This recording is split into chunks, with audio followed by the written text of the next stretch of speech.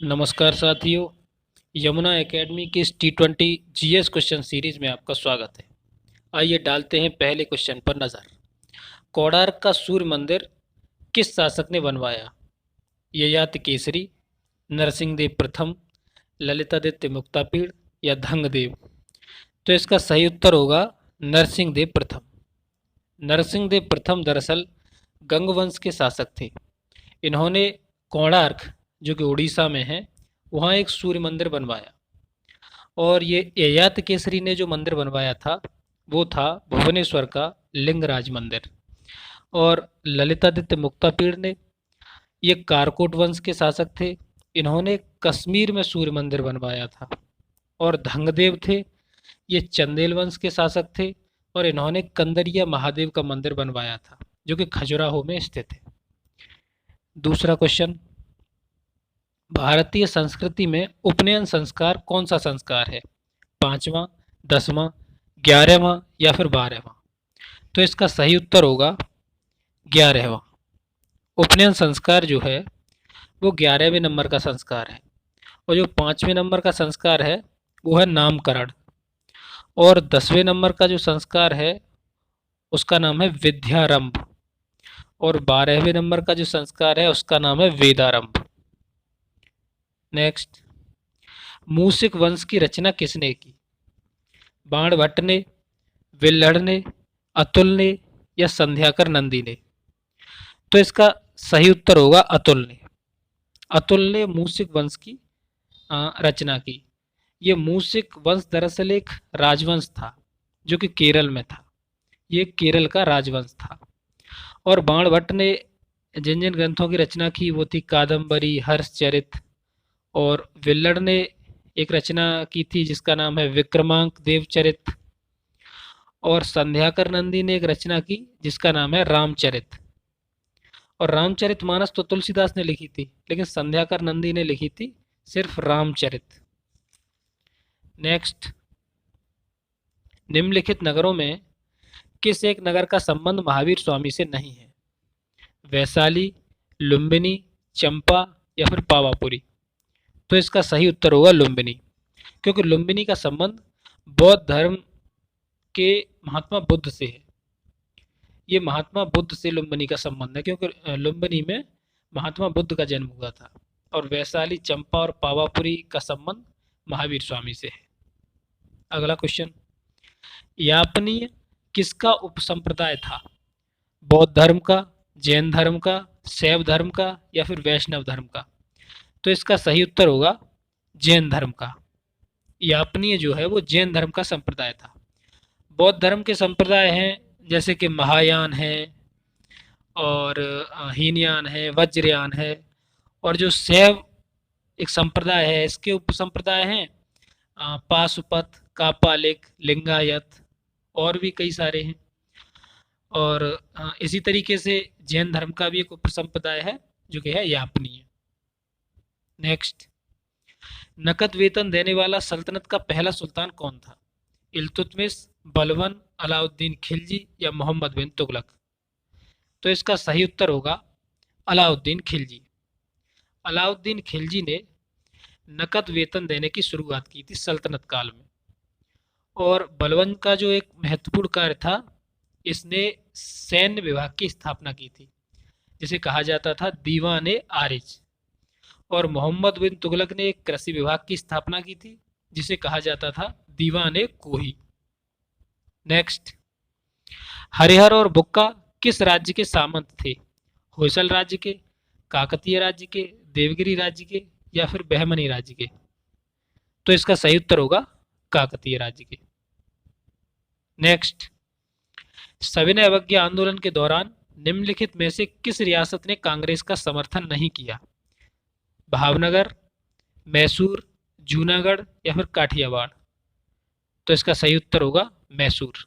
मैसूर ने सविनय अवज्ञा आंदोलन जो कि 1930 में हुआ था, तो उसमें कांग्रेस का समर्थन नहीं किया था। अगला, 1930 में किसने इंडियन रिपब्लिकन आर्मी के नाम पर स्वाधीनता की उद्घोषणा जारी की? सचिंद्र नाथ सान्याल ने, सुभाष चंद्र बोस ने, चंद्रशेखर आजाद ने, या फिर सूर्यसेन ने? तो इसका सही उत्तर होगा सूर्यसेन। सूर्यसेन को मास्टर दा भी कहा जाता था। और इंडियन रिपब्लिकन आर्मी में सूर्यसेन के अलावा और भी सदस्य शामिल थे, जिनमें कुछ महिला सदस्य भी थीं, जैसे अंबिका चक्रवर्ती, प्रीतिलता वाडेकर, कल्पना दत्त, और उनमें से एक पुरुष भी थे जैसे कि गणेश घोष, और सूर्यसेन उनमें प्रमुख थे। अच्छा, सचिंद्रनाथ सान्याल ने जिस संगठन की स्थापना की थी वो था हिंदुस्तान रिपब्लिकन एसोसिएशन। इसमें हिंदुस्तान रिपब्लिकन एसोसिएशन की स्थापना सचिंद्रनाथ सान्याल ने भी की थी। चंद्रशेखर आज़ाद भी इसमें शामिल थे। और सुभाष चंद्र बोस जिससे संबंधित हैं वो है आज़ाद हिंद फौज। हालांकि आज़ाद हिंद फौज की स्थापना रास बिहारी बोस ने की थी, लेकिन बाद में उसके commander in chief Subhash Chandra Bose बने थे 1943 में। नेक्स्ट, निम्नलिखित नेताओं में से कौन दल रहित लोकतंत्र की अवधारणा से संबद्ध है? जेबी कृपलानी, जयप्रकाश नारायण, आचार्य नरेंद्र देव, या फिर विनोबा भावे? तो इसका सही उत्तर होगा जयप्रकाश नारायण। यानी जेपी की ये परिकल्पना थी कि भारत में लोकतंत्र तो हो, लेकिन वो दल रहित लोकतंत्र हो, यानी कि यहाँ पार्टी सिस्टम खत्म हो, हर व्यक्ति स्वतंत्र रूप से चुनाव लड़े और स्वतंत्र रूप से अपने लीडर को चुने। और ये जो जेबी कृपलानी है ये सुचेता कृपलानी के हस्बैंड थे, और आचार्य नरेंद्र देव ये प्रसिद्ध समाजवादी थे। विनोबा भावे ये भी गांधीवादी थे, और इनका एक फेमस नारा था जय जगत, जय जगत। Next, British east India company ने चाय के व्यापारिक एकाधिकार को कब खो दिया? 1793 के चार्टर अधिनियम द्वारा, 1813 के चार्टर अधिनियम द्वारा, 1833 के चार्टर अधिनियम द्वारा, या फिर 1853 के चार्टर अधिनियम द्वारा? तो इसका सही उत्तर होगा 1833 के चार्टर अधिनियम द्वारा। नेक्स्ट, निम्नलिखित में से किसने संविधान सभा को हिंदुओं का निकाय कहा है? लॉर्ड विस्काउंट, विंस्टन चर्चिल, या ऑस्टिन, या फिर इनमें से कोई नहीं? तो इसका सही होगा लॉर्ड विस्काउंट। लॉर्ड विस्काउंट ने संविधान सभा, भारतीय संविधान सभा पर एक कटाक्ष किया था कि ये तो भाई हिंदुओं का निकाय है। अगला, इनमें से कौन भारत की संविधान की प्रारूप समिति का सदस्य नहीं था? बी आर अम्बेडकर, के एम मुंशी, कृष्णा स्वामी अय्यर, या फिर महात्मा गांधी? तो इसका सही उत्तर होगा महात्मा गांधी। देखिए, एक रोचक बात है कि महात्मा गांधी पूरे भारतीय राष्ट्रीय आंदोलन के सबसे प्रमुख नेता थे, सबसे प्रमुख चेहरा थे, लेकिन जिस वक्त संविधान बन रहा था उस वक्त वहां से अनुपस्थित थे। नेक्स्ट, भारत के संविधान का कौन सा अनुच्छेद अपनी पसंद के व्यक्ति से विवाह करने के किसी व्यक्ति के अधिकार को संरक्षण देता है? आर्टिकल 19, आर्टिकल 25, आर्टिकल 21, या आर्टिकल 29? तो इसका सही उत्तर होगा आर्टिकल 21। आर्टिकल 21 के अंतर्गत व्यक्ति का अपनी पसंद के व्यक्ति से विवाह करने का अधिकार छुपा हुआ है, और ये निर्णय सुप्रीम कोर्ट ने हादियावाद में दिया था।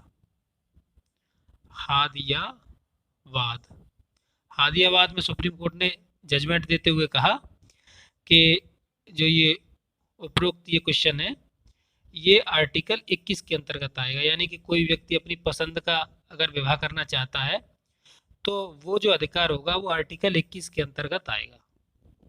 नेक्स्ट, उच्चतम न्यायालय में लंबित मामलों के संदर्भ में निम्नलिखित में से किस प्रकार के मामलों की संख्या सर्वाधिक है? स्पेशल लीव पिटीशन, जनहित याचिका, पुनर्विचार याचिका, या फिर रिट याचिका? तो इसका सही उत्तर होगा स्पेशल लीव पिटीशन, और स्पेशल लीव पिटीशन अनुच्छेद 136 के अंतर्गत आता है। तो उच्चतम न्यायालय में जो सबसे ज़्यादा जो मामले लंबित हैं वो किस प्रकार के हैं? स्पेशल लीव पिटीशन टाइप के। और जनहित याचिका यानी कि ये PIL है, ये सबसे पहले कॉन्सेप्ट आया अमेरिका में और भारत में आया 1980 के दशक में। 1980 में नहीं, 1980 के दशक में। ये 1982 भी हो सकता है, 1983 भी हो सकता है, शायद 1982 के आसपास रहा होगा ये भारत में आया। और इसमें एक जज थे पीएन भगवती, जिनका कि एक महत्वपूर्ण योगदान था इसको लाने में भारत में। पुनर्विचार याचिका सुप्रीम कोर्ट या हाई कोर्ट के अपने निर्णय को पुनर्विचार करने के संबंध में दायर की जाती है कि भाई दोबारा विचार कीजिए कि कहीं इस पे आप में मिस्टेक तो नहीं हुई है। और रिट याचिका संबंधित है कि जब आपके मूल अधिकारों का हनन हो रहा हो उस वक्त आप रिट याचिका दायर कर सकते हैं। नेक्स्ट, निम्नलिखित द्वीपों के युग्मों में से कौन सा एक 10 डिग्री चैनल द्वारा आपस में अलग होता है? अंडमान एवं निकोबार, निकोबार एवं सुमात्रा, मालदीव एवं लक्षद्वीप, या फिर सुमात्रा एवं जावा। तो इसका जो सही उत्तर होगा वो होगा अंडमान एवं निकोबार। अंडमान एवं निकोबार जो द्वीप समूह हैं ये आपस में 10 डिग्री चैनल द्वारा अलग होते हैं, 10 डिग्री चैनल द्वारा अलग होते हैं। और निकोबार और सुमात्रा जो है ये जो अलग होते हैं ये होते हैं ग्रेट चैनल द्वारा। और मालदीव और लक्षद्वीप अलग होते हैं 8 डिग्री चैनल द्वारा। और सुमात्रा और जावा ये सुंडा जल संधि द्वारा अलग होते हैं। नेक्स्ट, टोंगुप दर्रा भारत को किस देश के साथ जोड़ने वाला पर्वतीय मार्ग है? अफगानिस्तान, चीन, पाकिस्तान, या फिर म्यांमार। तो इसका सही उत्तर होगा म्यांमार, क्योंकि टोंगुप दर्रा ये उस साइड में स्थित है, जो अराकान योमा जो रेंज है उस साइड में स्थित है ये टोंगुप दर्रा, और जो कि भारत को म्यांमार से जोड़ता है। अगला, निम्नलिखित में से कौन सी एक नदी कावेरी की सहायक नदी नहीं है? हेमावती, अर्कावती, इंद्रावती, या फिर अमरावती। तो इसका सही उत्तर होगा इंद्रावती, क्योंकि हेमावती, अर्कावती, अमरावती ये तो कावेरी की सहायक नदियां हैं, लेकिन जो इंद्रावती है ये गोदावरी नदी की सहायक नदी है। नेक्स्ट, भारत की निम्नलिखित झीलों में से कौन जम्मू कश्मीर में अवस्थित है? फुल्लर झील, कोलेरू झील, अंचार झील, या हमीरसर झील। तो इसका सही उत्तर होगा अंचार झील। अंचार झील जम्मू कश्मीर में स्थित है, श्रीनगर के आसपास। फुल्लर झील है ये यूपी में पीलीभीत जिले में स्थित है। और कोलेरू झील आंध्र प्रदेश में स्थित है।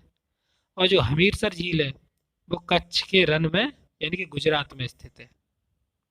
नेक्स्ट, स्मर्फिंग पद संबंधित है निवेश से, धन शोधन से, एनिमेशन से, या खगोल विज्ञान से।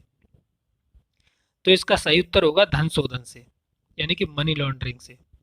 स्मर्फिंग होता क्या है कि स्मर्फिंग में कोई भी व्यक्ति जिसके पास काला धन ज़्यादा होता है तो वो तमाम सारे खातों में थोड़ा थोड़ा पैसा डालता है और वाइट से यानी कि ब्लैक से वाइट करने की कोशिश करता है अपने पैसे को। तो इसी प्रक्रिया को स्मर्फिंग कहा जाता है। तो ये थे हमारे 20 क्वेश्चन। अगर आपको ये क्वेश्चंस अच्छे लगे हों तो प्लीज़ वीडियो को लाइक और चैनल को सब्सक्राइब करना ना भूलें। Thank you.